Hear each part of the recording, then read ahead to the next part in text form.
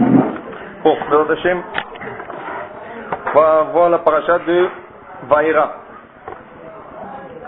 Alors dans la paracha cette semaine, Bezrat Hashem, on va voir qu'après que Paro s'est endurci son cœur et il voulait plus envoyer les Juifs de l'Égypte, Akadosh Baruch Hu va commencer à lui apporter des plaies.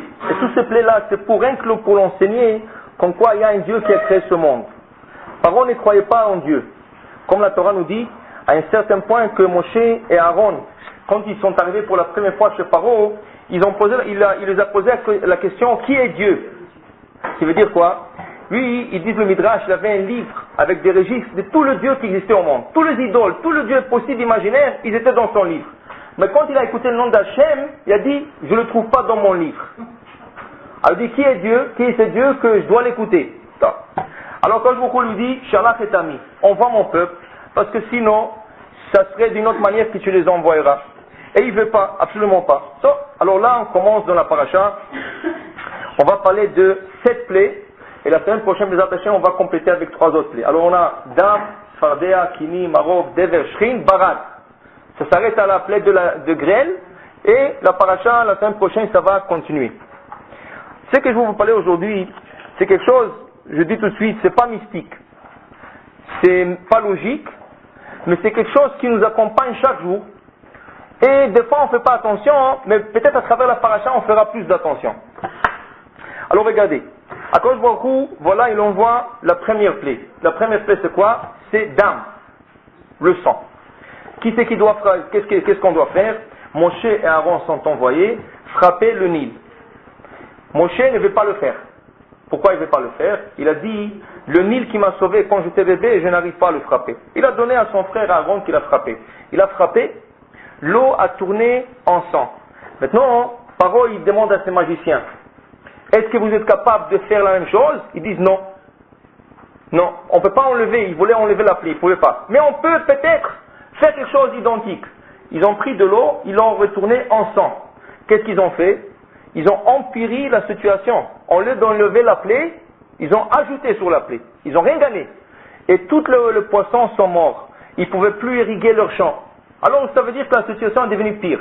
Rien que pour vous expliquer, Rachid nous rapporte quel était l'ordre de plaie. Les plaies ont pris 1 année. Ça veut dire qu'ils ont pris place 1 année. Les Juifs ont été déjà libérés. Ils restaient à Goshen.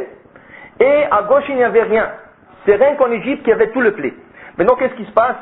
Les 2 premières plaies, il y a un avertissement. Dans Sfardea, Paro est averti durant 3 semaines. Chaque jour, Moshe Rabbeinu va chez lui. Fais attention, il y a le sang, la plaie de sang qui arrive. Lendemain encore, le lendemain, durant 3 semaines comme ça. Chaque jour, il avertit. Et quand il n'écoutait pas, la 4e semaine, durant toute la semaine, il y avait la plaie qui attrapait l'Égypte. 2e plaie, Sfardea, la grenouille. Moshe qui avertissait 3 semaines. Fais attention, il y a la grenouille qui va infester tout ton pays. 2e jour, 3e jour, 3 semaines comme ça. 4e semaine, il y avait la plaie durant 1 semaine. 3e plaie, sans avertissement. La plaie venait directement. 4e plaie, encore, avertissement durant 3 semaines. 4e semaine, il y a la plaie qui arrive. Arov. 5e plaie, la même chose, l'avertissement durant 3 semaines, la plaie qui arrive au 4e. 6e plaie, il n'y a aucun avertissement, la plaie qui arrive, et c'est de cette manière que le plaie venait sur Paro et les Égyptiens. Maintenant, quand Moshe a été envoyé pour, comme on a dit, il a été envoyé pour la première plaie, il ne voulait pas la faire, il a donné plutôt à son frère Aaron. 2e plaie, la grenouille. Il dit, si tu n'envoies pas mon peuple, j'ai envoyé des grenouilles partout en Égypte. La Torah dit que les grenouilles vont aller partout, en tout. C'est-à-dire dans les maisons. Ils vont commencer dans le palais royal, dans la maison des Égyptiens, dans la pâte où ils pétrissaient le pain, dans la pâte ils vont rentrer, et dans leur ventre, dans leur estomac, et dans le four où ils doivent cuire le pain. Partout il y aura de la grenouille. La seule question c'était le débat dans le Talmud, comment c'était?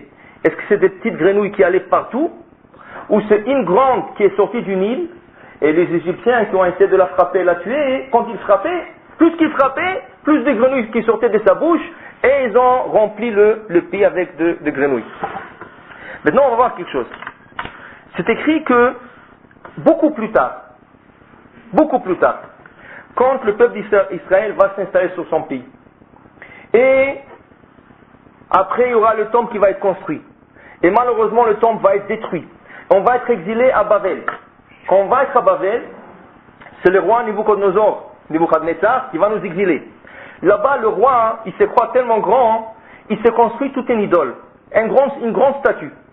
Et il force à tous les juifs de se prosterner devant cette statue, qui avait son image. Tous les juifs de la peur sont prosternés. Sauf quatre prophètes. Daniel, Hanania, Michaël, Azaria. Quand il va leur demander de se prosterner, Daniel va se sauver. Le prophète Daniel va se sauver. Les trois autres, ils vont rester. Mais ils vont poser la question à un cinquième prophète, Yecheskel.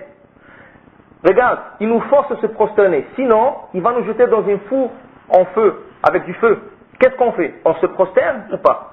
En vérité, la Gemara explique que ce n'était pas carrément une idole. C'était quelque chose à son image, mais ce n'est pas une idole que tout le monde se prosternait. Il voulait que les gens le respectent. Mais est-ce qu'ils ont le droit de le faire ou pas? Le prophète Yecheskel lui dit, écoutez, si vous pensez de rentrer dans le feu, qu'Akadosh Baruch Hu fait un miracle, il ne va pas le faire. Alors c'est à vous à choisir. Choisissez qu'est-ce que vous voulez faire. Qu'est-ce qu'ils ont fait? Vous savez que quand un juif a un problème, il cherche dans la Torah quoi faire. Ils ont cherché. Ils ont trouvé la paracha de cette semaine. Qu'est-ce que c'est écrit dans la paracha? On trouve que les grenouilles sont rentrées dans le four. Et après la plaie qui a duré 7 jours, tous les grenouilles sont mortes. Sauf celles qui sont rentrées dans le four. Dans le feu, dans le four. Alors ils ont dit, si des grenouilles qui n'ont pas d'intelligence, qui n'ont pas de sagesse, ils ont fait le commandement de Dieu, la Kadosh Baruch Hu, et ils sont rentrés dans le four, parce que qu'est-ce qui aurait pu arriver? Chaque grenouille, elle aurait pu dire quoi? Akadosh Baruch Hu a dit d'aller en tout en Égypte, dans les palais royaux, dans les pâtes, là où ce qu'on veut. Pourquoi on doit rentrer au four? Que les autres rentrent en four. Mais non, toutes les grenouilles, ils ont insisté de rentrer au four. Mais ce n'est pas toutes qui pouvaient rentrer dans le four. Celles qui sont rentrées, sont rentrées. Mais après, quand la plaie s'est terminée, toutes les grenouilles sont mortes, sauf celles qui sont rentrées dans le four. Pourquoi? Parce qu'elles ont sanctifié le nom d'Akadosh Baruch Hu. Elles ont fait la volonté d'Akadosh Baruch Hu. Dites Hanania, Michaël, Azaria, si les grenouilles qui n'ont pas d'intelligence ont sanctifié le nom d'Akadosh Baruch Hu, elles ont été sauvées, nous on rentre dans le four, mais comme Yecheskel nous annonce qu'Akadosh Baruch Hu ne fera pas un miracle, ça fait rien. On le fera les Shem Shamayim. Ils sont rentrés dans le four et ils sont sortis. Intacts. La seule chose que la Gemara nous dit, ils sont morts le lendemain. De quoi? D'une mauvaise œil. Aynara. Tout le monde, quand ils sont sortis, regarde, Aynara, ils sont morts le lendemain. Mais du four, ils sont sortis vivants. C'est ça? Non. Maintenant,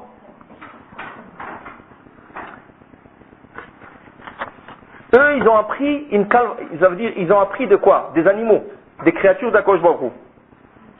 Maintenant, il y a une autre histoire qui se relate à ça, et après on posera la question. Quand Moshe et Aaron sont venus pour la première fois chez Paro, c'est quoi la première signe qu'ils devraient faire devant Paro? Moshe avait un bâton, Aaron aussi. Akadosh Baruch Hu dit à Moshe, dis à Aaron de jeter son bâton qui va tourner en serpent. Alors il jette son bâton, le bâton tourne en serpent. Qu'est-ce qui arrive? Le magicien de Paro, ils ont commencé à rigoler. Ils ont dit quoi? Tu emmènes de la magie dans un pays qui est plein de magie. Alors ils ont pris tout de suite tous leurs bâtons, ils ont jeté, et tous leurs bâtons sont tournés en bâton. Qu'est-ce qui en serpent. Tous leurs bâtons sont en serpent. Qu'est-ce qui arrive? Maintenant, ici, ça devient un peu différent du film. C'est ça? Parce que chaque fois que je raconte cette histoire, on me dit, dans le film, c'est pas comme ça. Oui, parce que le film, c'est le film, et la Torah, c'est une autre chose. Ce qui arrive, la Torah nous dit, le bâton, le serpent de Aaron est retourné en bâton. D'abord, il est retourné en bâton, et c'est rien qu'après qu'il a avalé les autres serpents. Qui est un double miracle. D'abord qu'un bâton tourne en serpent, le serpent retourne à son stade initial d'être un bâton, et c'est un bâton qui va engloutir ou avaler tous les autres serpents qui ont été faits. C'est un double miracle. Là, on doit se poser une question. Le Zohar, par exemple, cette semaine, le Zohar, dans la paracha, il dit quelque chose. Combien ils sont ignorants, les gens qui ne croient pas dans la ressuscitation des morts. La résurrection des morts. La résurrection des morts. Pourquoi? Si un bâton qui n'a pas de vie, Akadosh Baruch Hu lui a donné une vie, Il est devenu un serpent. Pas seulement qu'il est devenu un serpent. Il est retourné être bâton, il a avalé les autres serpents. Si un bâton, il a eu la vie pour quelques secondes ou pour quelques minutes, alors un inos qui est donné par Akadosh Baruch Hu, est-ce que c'est difficile de lui donner une vie? Et le Zohar explique, c'est pour ça que nous avons une os juste en arrière du cou, qu'on appelle ça unaskouille, on appelle ça l'os de l'os, qu'on ne peut pas ni l'écraser, ni la brûler, ni rien de faire. Cet os est indestructible. Et elle reste dans la tombe. Et il dit qu'il y aura un rosée, il y aura un rosée qui va tomber, et cet os va se propager, et la personne retournera à son stade initial. Ça veut dire, quelqu'un qui part de ce monde, quand il y aura la résurrection des morts, il se réveillera de la manière qu'il est parti de ce monde. De la même manière qu'il est parti de ce monde, par exemple, le Mishnah Bura dit, s'il est parti en handicap, il se réveillera comme ça. Et qu'après, quand tout le monde va se réveiller, c'est rien qu'après qu'Akadosh va guérir tout le monde. Rien qu'après. Mais d'abord, ils vont se réveiller. Vous savez qu'aujourd'hui, j'ai écouté plutôt, qu'ils ont fait une test sur cet os. Il y avait un Israélien qui a fait tchouva. Et quand il a écouté ça, il a dit, c'est pas possible. Alors il a fait un test. Qu'est-ce qu'il a fait? Il a pris du laser. Il a coupé l'os. Il a trouvé une moelle dans l'os. Alors cet os, on dit, il est indestructible. Mais avec le laser, c'était possible de la couper. Il a coupé, il a trouvé comme un liquide. Une moelle, un liquide qui se trouvait dedans. Il a testé ce liquide. Qu'est-ce qu'il a trouvé? L'ADN de la personne qui est décédée, exactement comme il est avant qu'il est décédé. Et c'est exactement, alors lui il a prouvé, on n'a pas besoin, le Zohar le dit. Ça veut dire que dans cet os, il y a l'ADN de la personne comme il était avant de partir. C'est exactement ce qu'il dit le Zohar. Comment? Non. C'est le seul os qui peut rester dans le... C'est là. C'est la dernière ici dans le cou. C'est la seule qui reste. Après quelques années, quand toute la chair et tout le os se décomposent, c'est la seule os qui reste dans la tombe. Maintenant,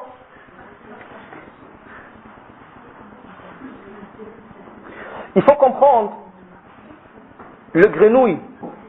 Quand elles sont rentrées dans le four, est-ce qu'elles ont fait ça avec intelligence ou pas? Est-ce que les animaux, ils ont une intelligence? Est-ce qu'ils ont une sagesse? Est-ce qu'ils peuvent choisir? Est-ce qu'ils ont un libre choix? Alors on va donner quelques exemples que ça va nous peut-être faire penser, mais l'idée va venir à la fin. Regardez, on a lu déjà à propos de Yaakov Avinu. Il se sauve de son frère Esav qui veut le tuer. Il va se sauver et il va aller à Haran, il va retourner, il fait demi-tour. Et où est-ce qu'il va dormir? Dans l'endroit de Beth-El. À Beth-El, il va prendre 12 pierres. Et il va mettre autour de sa tête, il va dormir sur une. Qu'est-ce qu'il dit le Midrash? Rashi le rapporte. Le soir, quand il est en train de dormir, il y a les 12 pierres qui vont commencer à se bagarrer. Et chacun va dire, moi je veux que le tzaddik repose sa tête sur moi. Et comme ça, ils se sont bagarrés. Qu'est-ce qui arrive le lendemain matin? Quand vous voyez que vraiment chaque pierre veut que le tzaddik pose la tête sur elle, il a pris tous les 12 pierres, il les a fait une seule. Alors la Torah, on le voit dans la Torah. Il a pris Avanim, il a pris des pierres le soir, et le lendemain, quand il se réveille, Vaikach et Even, il a pris la pierre. Et Rachid dit, comment ça se fait cette différence? Parce que les 12 sont tournés en une seule. La question, est-ce que les pierres peuvent parler? C'est sûr que nos sages ne disent pas de bêtises. C'est pas des inventions, c'est pas de l'imagination. Qu'est-ce que ça veut dire ça, que des pierres, ils ont parlé entre elles, et ils sont disputés en plus entre elles, sur quelle pierre le tzaddik reposa sa tête. Et à la fin, pour faire le shalom, il fallait prendre tout le 12 et faire un miracle de le rendre à une seule. Bon, retenez ça. Une autre chose. Retournons en Bereshit, un peu plus en arrière. Akadosh Baruch Hu, dans l'ordre à ce monde secret, chaque jour il dit un mot et le monde se crée selon la volonté d'Akadosh Baruch Hu. Voilà que le 3e jour, il donne ordre à la terre de faire sortir des arbres fruitiers. Qui veut dire quoi? Pas des arbres qui donnent des fruits. Des arbres que eux-mêmes ils sont fruitiers. Ça veut dire que si je prends le tronc ou si je prends une branche de l'arbre, je dois goûter le même goût le fruit que cet arbre donne. Tout l'arbre au complet c'est un fruit. Expéri, on s'épérit. Un arbre fruitier qui donne des fruits. Qu'est-ce qui arrive? La terre, qu'est-ce que la Torah, qu'est-ce qu'il nous dit? La terre a fait des arbres qui donnent des fruits. Dit Rashi, la terre a désobéi à Akadosh Baruch Hu. Qui veut dire que, nous le voyons aujourd'hui, tu sors dehors, tu prends le tronc de l'arbre, ça n'a pas de goût. Mais il y a des fruits qui ont un goût. C'est pas ce qu'Akadosh Baruch Hu a dit. Akadosh Baruch Hu a dit qu'il veut que le tronc lui-même a un goût, plus le fruit qu'il doit donner. La terre a désobéi. Dis à Akadosh Baruch Hu, attends un peu, je vais te punir, pas tout de suite. Attends un peu. Après, quand il y aura la faute de Adam, il va manger de l'arbre de la sagesse. Adam a été puni, Chava a été puni, le serpent a été puni et la terre a été punie. En quoi sa punition? Elle a été maudite. Arura à Adama, que cette terre soit maudite parce qu'elle m'a désobéi. Elle m'a désobéi parce que moi je demandais que les arbres, la faute était avec un arbre. Moi je demandais que les arbres, ils vont être des arbres qui eux-mêmes ils sont un fruit. Pourquoi elle a fait? J'écoutais une belle explication cette semaine. Elle a fait exprès parce qu'elle savait qu'Adam va fauter. Alors elle a dit, lui il s'appelle Adam. Moi je m'appelle Adama. Il vient de moi, c'est de la terre que l'homme est sorti. Alors je sais que lui va fauter, je ne peux pas lui donner la chance de fauter seul sans que moi je faute, parce qu'on va lui poser la question, comment ça se fait que tu as fauté? Alors il faut que moi je faute en premier, et quand lui va fauter, je vais le défendre en disant, c'est ma faute.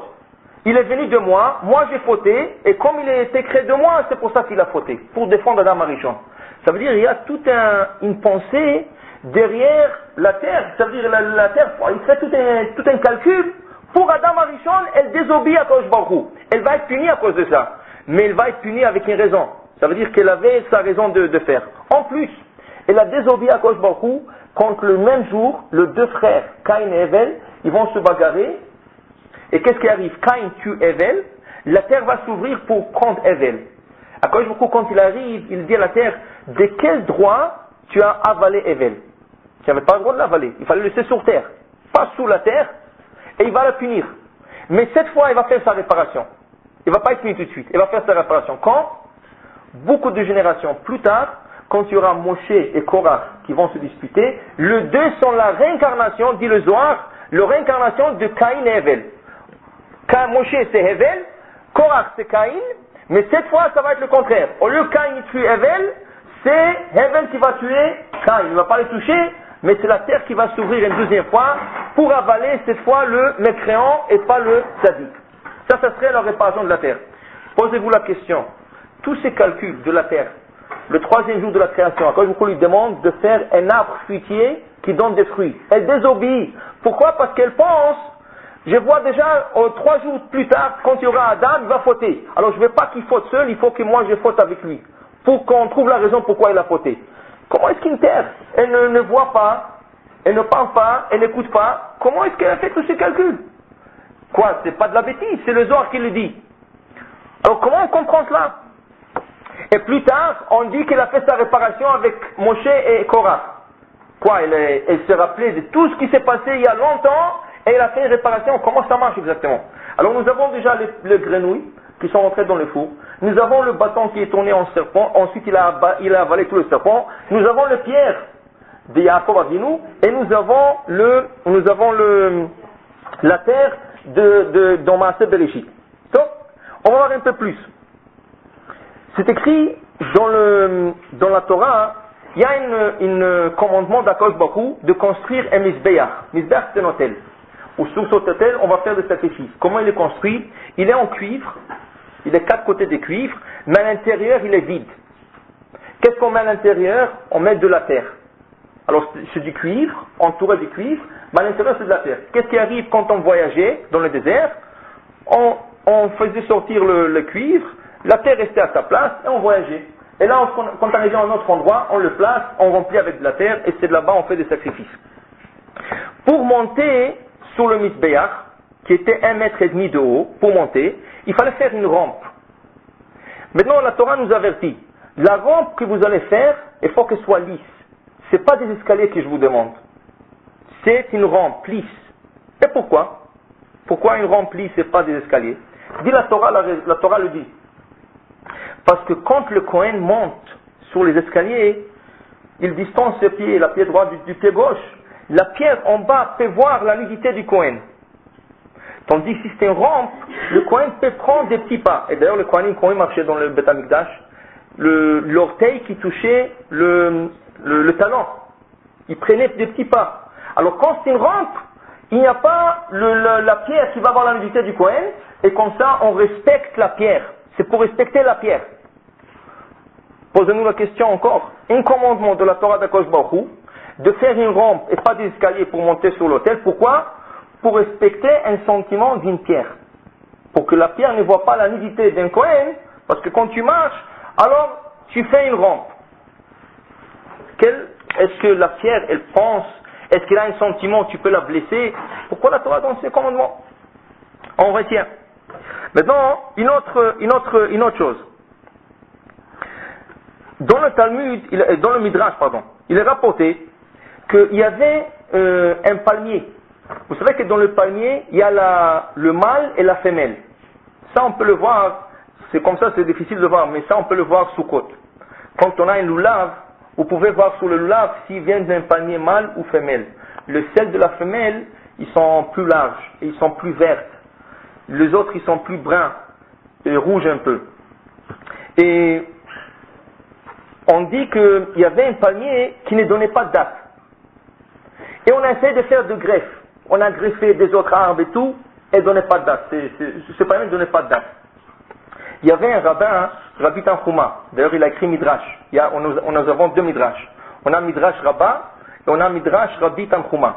Rabbi Tanchuma, quand il est passé là-bas, il les a dit, vous savez, ce palmier, c'est une femelle. Et elle a vu à Jéricho, parce que le meilleur palmier, c'était à Jéricho. Elle a vu à Jéricho un palmier mâle, qu'elle a envie de ce palmier. Si vous greffez le palmier mâle sur ce palmier, vous allez voir quel fruit il va donner. Ils ont greffé, ils ont pris une branche, ils ont greffé sur ce palmier, elle a donné des dates. Ça a donné des dates. Pourquoi?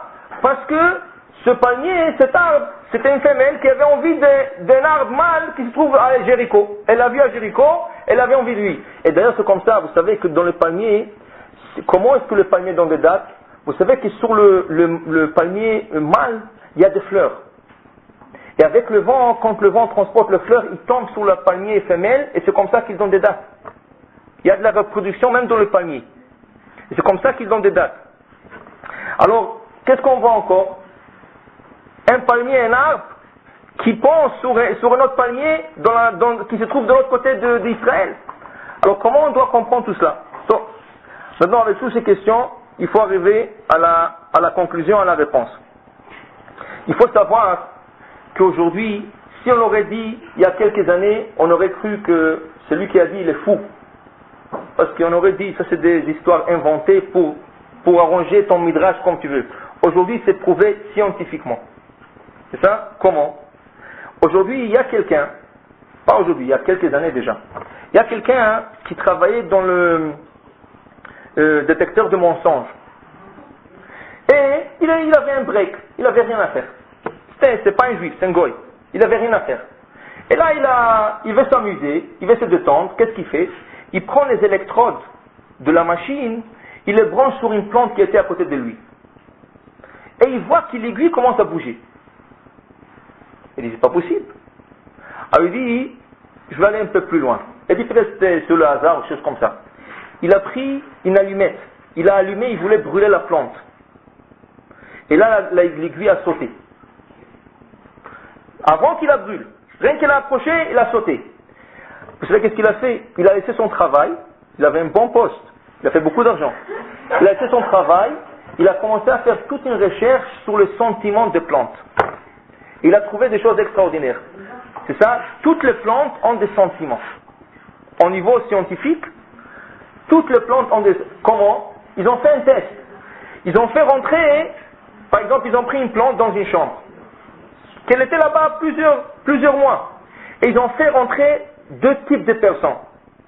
Une personne très gentille, qui a des caractéristiques très gentilles. Quand il est rentré, ils ont vu qu'elle a toujours branché sur l'électrode, que l'aiguille ne bougeait pas, la plante était calme. Ils ont fait rentrer des méchants. Tout de suite, dès que la personne rentrait, l'aiguille commençait à bouger.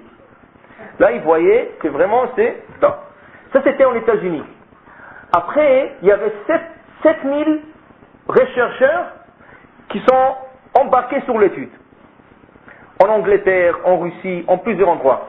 En Angleterre, ils ont fait l'étude sur des carottes. En Russie, ils ont fait l'étude sur des choux. Et encore, toujours, ils branchent et ils regardent. Quand on coupe les carottes et les choux, ils crient. Ils crient. Mais nous, on n'entend pas. On n'entend pas. Et on va voir qu'est-ce qu'il dit le Talmud. Qu'est-ce qu'il dit le Talmud? Ça, c'est au niveau scientifique. Qu'est-ce qui s'est écrit dans notre Torah à propos de ça? Regardez, 2 exemples. La Gemara dit, quand on coupe un arbre, il crie et sa voix s'entend d'un côté du monde à l'autre, au fond du monde, à l'autre côté du monde. Est-ce que quelqu'un l'entend? Quand vous coupez un arbre, vous entendez? Vous n'entendez rien. Un serpent. Vous savez qu'un serpent, chaque année ou chaque 2 ou 3 ans, il change de peau. C'est ça, cette année. Alors, quand il change la peau, ça lui fait tellement mal qu'il crie, que son cri s'entend de l'autre côté du monde. Est-ce que quelqu'un l'entend? Rien. Mais est-ce que ça veut dire qu'il n'écrit pas? Est-ce que ça veut dire que nos Khamis ils ont tort? Pas du tout. Si Khamis ont dit ça à propos d'un arbre qui se coupe, ou d'un serpent qui change la peau, ceci est valable pour toute la nature. Et ils sont en train de le prouver sur de la végétation. Ils vont arriver sur les autres choses. Mais déjà, dans l'arbre, c'est prouvé. Peut-être le serpent, un jour, ils vont trouver la manière de le prouver aussi. Mais si la Torah est dit, ça existe. Ce qui veut dire, les animaux, ils ont des sentiments. Les animaux, ils ont une pensée. Ils pensent aussi. Pas seulement les animaux, plus bas que ça. Les minéraux, les pierres, le bois, tout, ils ont des sentiments et ils veulent s'exprimer, mais ils ne s'expriment pas. C'est pour ça qu'ils sont au bas niveau. Ils sont de niveau du minéral, ou au niveau végétal, ou au niveau animal. L'animal encore plus ou moins peut s'exprimer. Pas autant, mais on peut voir ses expressions. Mais végétal, on ne peut pas, mais c'est prouvé. Et minéral aussi, selon la Torah, c'est pas encore prouvé, mais selon la Torah, ils ont des sentiments. Seulement quoi? Ils ne peuvent pas l'exprimer. Mais il faut faire attention. Ils ne peuvent pas l'exprimer ici sur ce monde, dans ce monde matériel.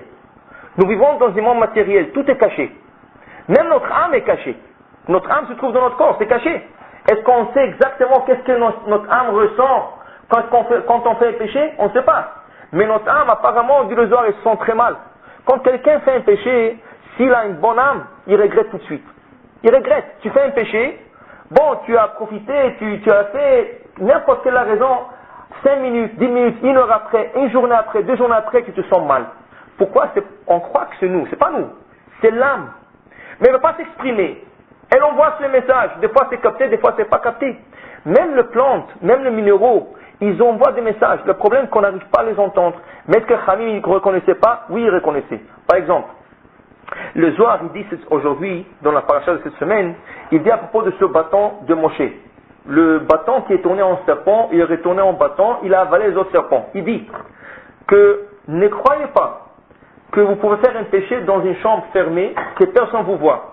Vous pouvez être dans 1000 chambres fermées, il y a le mur qui témoigne sur vous. Et si ce n'est pas suffisant, il dit, quand une personne après 120 ans, oh Hachem, il avait une bonne vie et tout, il est monté après 120 ans, on va lui dire, pourquoi tu as fait tel péché? Il va dire non. Personne ne m'a vu, est-ce qu'il y a des témoins?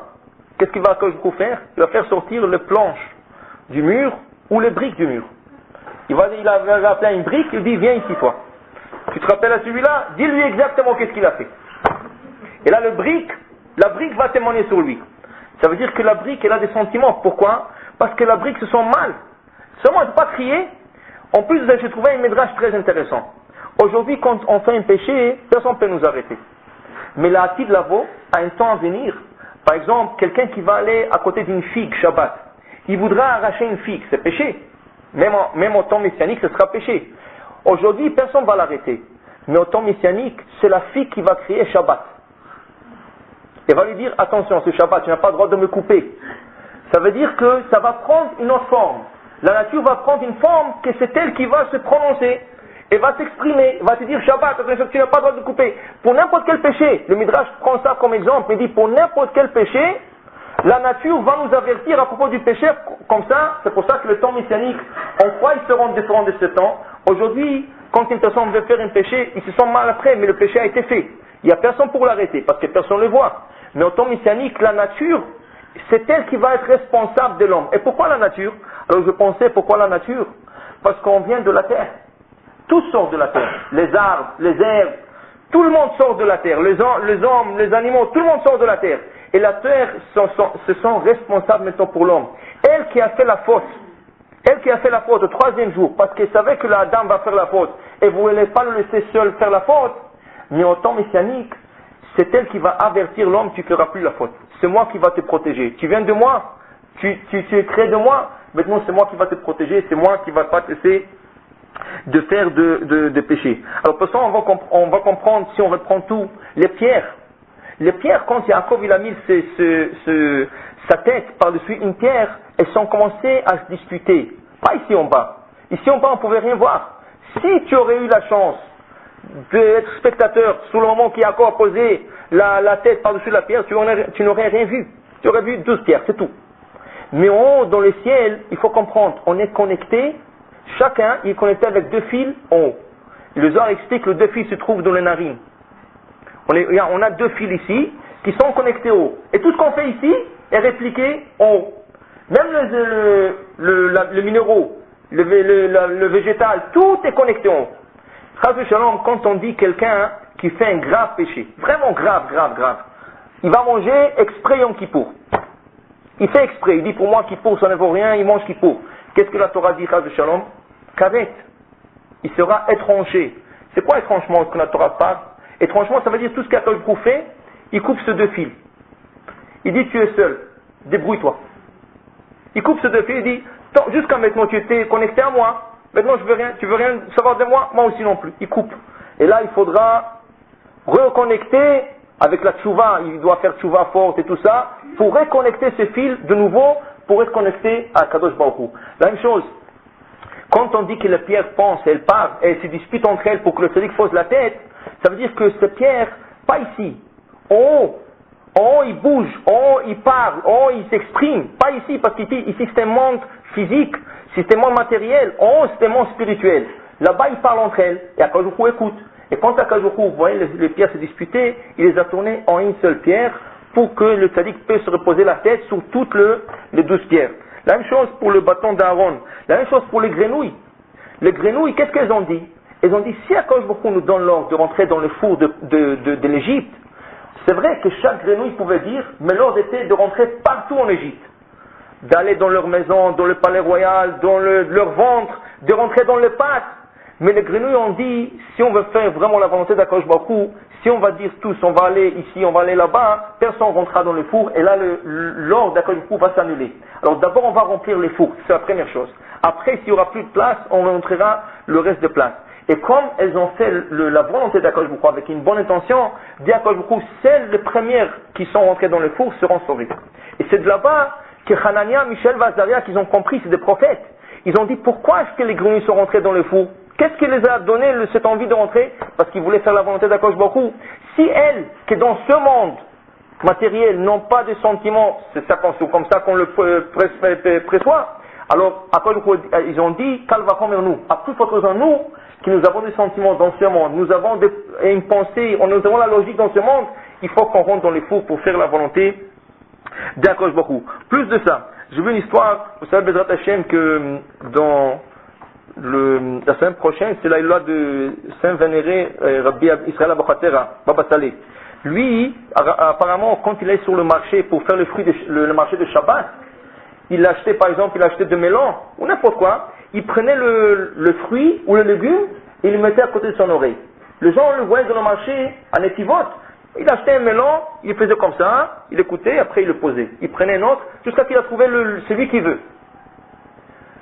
Pourquoi il l'a fait?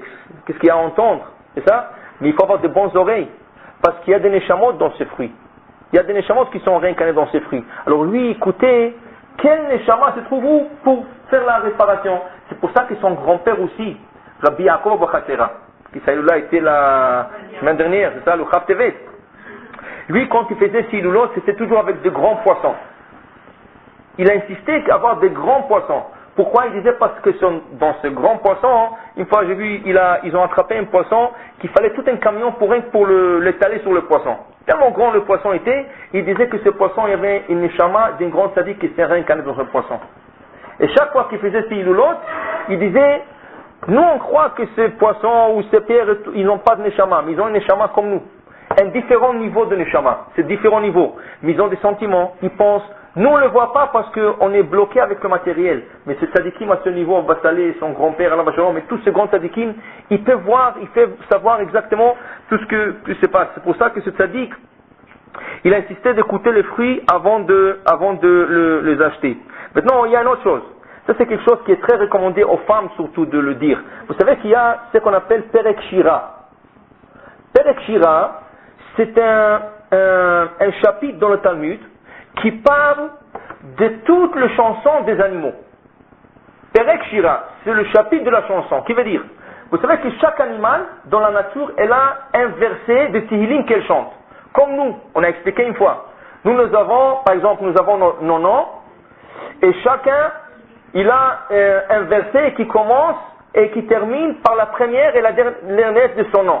Par exemple, quelqu'un qui s'appelle Rouven, il doit chercher un passou qui commence par Resh et termine par Nun. C'est ça? Parce que les animaux, ils ont des versets de Tehillim. Chaque animal, chaque espèce d'animal, ils ont un verset de Tehillim qui chante chaque jour à Kosh Baruch. C'est pour ça que le Harizal disait, il ne faut même pas tuer une mouche. Si elle ne te dérange pas, ne la tue pas. Laisse-la. Pourquoi? Parce que chaque créature d'Akadosh Baruch Hu, elle chante. Et quand tu la tues, c'est fini. Cette journée-là, il ne chantera plus. C'est une chanson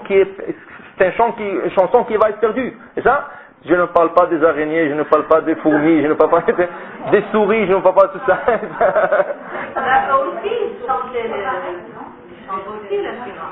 Qui?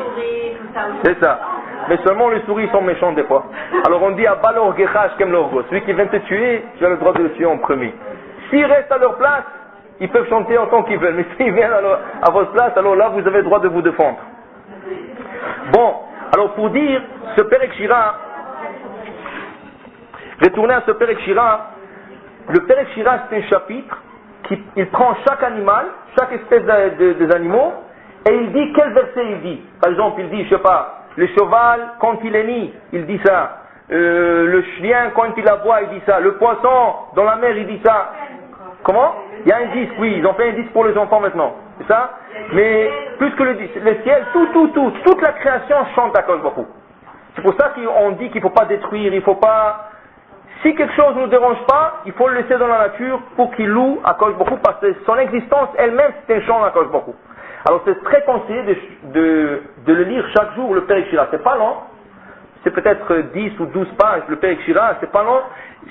C'est des choses qui apprennent à la personne de réaliser que tout chante à Akadosh Baruch Hu. Ça veut dire, si les cieux, si les animaux, le poisson et tout ça chantent à Akadosh Baruch Hu, à plus forte raison, qu'est-ce que nous on doit chanter et prier vers Akadosh Baruch Hu. Il faut comprendre qu'il faut savoir qu'on est sous caméra. On est sous caméra. Toutes les caméras, tous les vidéos ils sont en train d'inventer maintenant, il y a des caméras et des vidéos beaucoup plus sophistiquées. Comme ils disent un remède, une insinuation dans le livre de Tehillim. C'est écrit comme ça. Anota ozen alo ishma, ayotzer ain alo yabit. C'est lui qui a créé l'oreille, est-ce qu'il n'écoute pas? C'est lui qui a créé l'œil, est-ce qu'il ne voit pas? C'est comme ça qu'il dit David Amelech. Mais ils ont trouvé une insinuation. Anota ozen, c'est lui qui a créé l'oreille. Allo ishma, il entend allo, le téléphone. Alors ça veut dire ayotzer ain, celui qui a créé le allo yabit. Déjà on peut parler avec l'ordinateur. Tu as une petite caméra et tu peux parler de l'autre côté. Ça, chez Akadosh Baruch Hu, les caméras sont très sophistiquées. Mais il n'y a pas besoin de caméras, il des petites caméras partout. Tout ce qui suffit, des petites briques, des planches, des fenêtres, des portes, tout ça, ça c'est ce témoin. Parce qu'eux, ils ont des sentiments. C'est pour ça qu'on dit qu'une personne, quand elle doit être modeste, c'est pas seulement devant les autres, même chez elle. On dit, la Gemara dit, pourquoi est-ce que Shaoul était le premier roi d'Israël? En vérité, c'est pas Shaoul qui devrait être le premier roi. Pourquoi? Nous avons étudié Hanouka, que le seul roi d'Israël, c'est la tribu de Yehuda. Shaoul, il est la tribu de Benjamin. Comment ça se fait qu'il est devenu le roi d'Israël? Dit la Gemara, à cause de sa modestie. Et comment on la voit? Shaoul Amelech, il a poursuivi David, il voulait le tuer. Dans sa poursuite, il a trouvé David pas loin. Ça veut dire, il était en train de chercher David, et il voulait se soulager. Dit la Gemara, un roi qui veut se soulager au milieu du désert. il a deux choix. Ou il dit à tous les serviteurs qui l'accompagnent et tous les soldats qui sont importants, dispersez-vous, trouvez-vous une place, et moi je me soulage ici. Ou s'il veut être plus modeste que ça, il va trouver une grotte, il va aller se soulager dans la grotte. Il s'est risqué la vie, Shaoul, parce qu'il était modeste, il est parti se cacher dans une grotte pour se soulager. Qui était dans la grotte? David Amelech. Et David Amelech voulait le tuer. Et la Gemara dit pourquoi il l'a pas tué? Parce qu'Akadosh Baruch Hu a eu pitié de Shaoul. Il a dit, s'il est modeste, il ne mérite pas d'être tué comme ça. David Amelech a regretté, il lui a rien coupé le coin de son habit. C'est tout. Pour dire la modestie l'a sauvé. Et la modestie a causé qu'il soit le roi d'Israël, malgré qu'il n'est pas de la famille royale. Alors, quand on dit pourquoi tout ça, parce que Shaoul a compris une chose. Shaoul a compris, quand on est modeste, c'est pas devant le monde. Même chez soi, qu'il n'y a personne. Il faut qu'il soit modeste. Au point que le Rav Ben Ishra, il rapporte dans la halakha, que, par exemple, imaginez-vous, quand tu rentres dans la toilette, c'est sûr qu'il faut toujours fermer la porte. Et la Gemara dit, quand le Kohanim allait se soulager, où est-ce qu'il y avait les toilettes dans Beth Amikdash? Il était souterrain. Les toilettes étaient souterrains. Et quand ils allaient, la Gemara dit comme ça, si la porte était ouverte, ça veut dire qu'il n'y a personne. Si la porte est fermée, il y a quelqu'un. Ça veut dire ça, c'est sûr. Si la porte est ouverte, il n'y a personne. Le Talmud n'a pas à me dire ça. Non, le message est le suivant. Si la porte est ouverte, il y a quelqu'un dedans qui n'a pas fermé la porte, ce n'est pas une personne, c'est un animal. Et si la porte est fermée, la personne qui se trouve à l'intérieur, c'est un homme. C'est quelqu'un qui est modeste. C'est ça le message. C'est pas pour dire qu'il y a ou il n'y a pas. Ça, on n'a pas besoin que le Talmud nous dise. C'est un message que le Talmud dit. Alors le Rav Ben Ishra, il va plus loin. Il va même chez nous. Il dit quand tu vas sûr qu'il faut fermer la porte. Pas seulement ça, il dit même s'il y a un panne d'électricité, tu es obligé de fermer la porte. Tellement loin qu'il va. Pour la modestie. Et pourquoi? Parce qu'il faut que tu comprends que tu es sous caméra. Ta maison c'est une caméra d'Akadosh Baruch Hu. Et tu ne veux pas t'échapper. Tu ne veux pas dire après non, j'ai pas fait. Il y a des témoins qui vont témoigner auprès d'Akadosh Baruch Hu, qu'est-ce que tu as fait durant ta vie. Et voilà, il ne faut pas dire que personne ne voit. Akadosh Baruch Hu et ces témoins aussi ils sont en train de voir. Pour dire que la leçon d'aujourd'hui, si les grenouilles ou des pierres, ou qu'il faut faire une rampe et pas des escaliers pour monter, ou un panier qui a envie d'un autre panier qui se trouve de l'autre côté, ou un bâton qui peut tourner en serpent, ensuite en bâton et avaler les autres serpents, ils ont des sentiments, ils ne peuvent pas s'exprimer toujours, mais ils ont des sentiments, ils ont de l'intelligence, pas dans ce monde matériel, mais plutôt dans un autre monde. Mais nous, il faut qu'on le respecte, il faut qu'on sache que à eux aussi, il faut leur donner leur kavod. Il ne faut pas qu'ils soient des témoins contre nous. Au contraire, il faut qu'ils nous aident à nous à faire de Torah ou mitzvot. Bon, je m'arrête ici, Vatachem, et je vous donne le temps à poser des questions. Sinon, je passerai à la question d'Alacha. Oui.